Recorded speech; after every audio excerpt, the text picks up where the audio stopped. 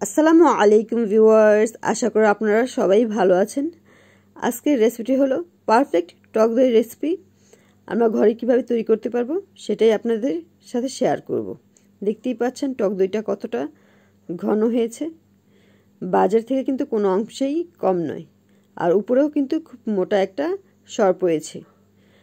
রান্নার বিভিন্ন কাজে কিন্তু এই টক দইটা প্রয়োজন পড়ে, বা আমরা যারা ডায়েট করতে চাই তাদের জন্য কিন্তু এই টক দইটা মাস্ট দরকারি হয়। এখানে আমি হাফ লিটার দুধ জাল করে নিচ্ছি। দুধটা একটু ঘন করে জাল করে নেব। দুধটা জাল হতে হতে যে পাত্রটাতে সেট করব সেটা আমি নিয়ে নিয়েছি। এই 1.5 ইঞ্চি মতো উচ্চতা। এটা আমার বেন্টো কেকের ছোট্ট একটা মোল্ড।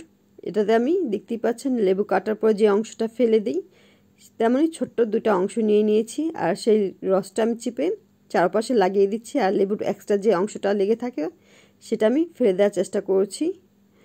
আপনারা চাইলে কিন্তু ভিনেগারও দিতে পারেন, খুবই সামান্য পরিমাণে, তবে এতটুকু লেবুর রসেই কিন্তু হয়ে যাবে। দেখতেই পাচ্ছেন দুধটা আমার জাল হয়ে গেছে। দেখতে পাচ্ছেন কতটা শুকিয়েছি আমি কিন্তু মার্ক করে দিয়েছি উপরে।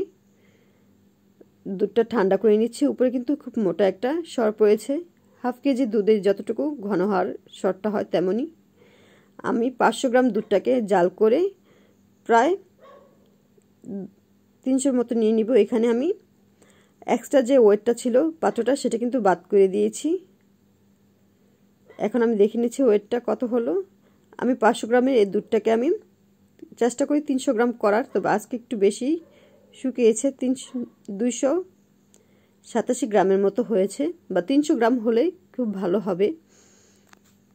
যত বেশি ঘন হবে দুধটা, দইটাও কিন্তু ততটা ঠিক হবে।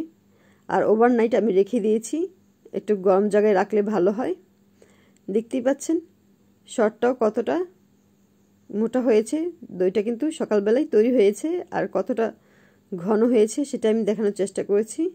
আর এটা অন্য একটা পাত্রে আমি অন্য আরেকদিন বানিয়েছিলাম, এটা দিয়ে লাচ্ছি বানিয়েছিলাম, সেটা রেসিপিও সামনে আসবে।